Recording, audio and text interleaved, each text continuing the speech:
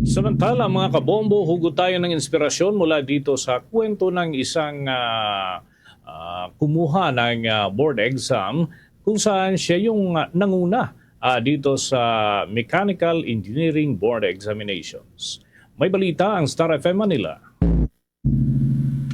Hindi pa rin makapaniwala si Jose Arnil Corong Jr. matapos itong manguna sa nagdaang Mechanical Engineers Licensure Examination 2026. Sa tala ng Professional Regulation Commission, sa 6,294 na bilang na mga kumuha ng pagsusulit, kasama si Corong sa 3,264 na mga nakapasa sa licensure exam ngayong taon at nag-rank 1 pa nga ito. Sa exclusive interview ng 102.7 Star FM Manila kay Corong, ibinahagi nito ang kanyang motibasyon sa buhay habang naghahanda sa pagsusulit. Motivation ko talaga is kung sa parents ko na yung mga sacrifice, financial support at emotional support na binibigay nila sa akin araw-araw. At the end of the day, sa pag-graduate, mababalik ko sa kanila. Tapos nag-start yung aspirations ko na mag-top. Day 1 pa lang sa college talaga. Mas na-reinforce yung inspiration na yun, yung nalaman ko na yung time ng first year ako, may instructor kami na mag-take pa lang siya ba. At some point sa first year namin, sabi niya sa amin na hindi muna siya kaklase kasi titake muna siya ng board exam. Nag-abang kami sa results. Nalaman namin na nag-top 1 rin siya. Nag-reinforce sa inspiration ko na parang susunod sa kanyang na-achieve. Sense of relief at pride rin kung maituturing ni Corong ang pagpasa sa board exam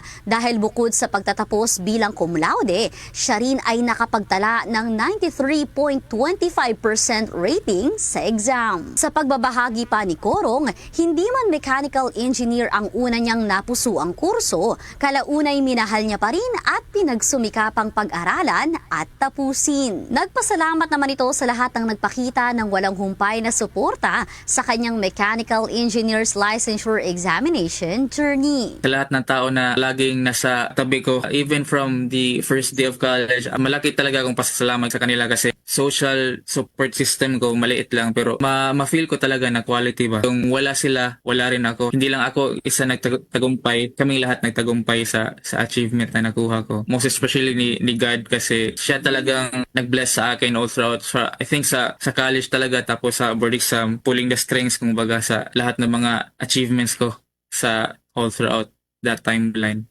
Yan ang report mula rito sa himpilan ng 102.7 Star FM Manila. Nag-uulat Star DJ Kimi, and this is Bombo Radio Philippines, the #1 and most trusted source of news and information.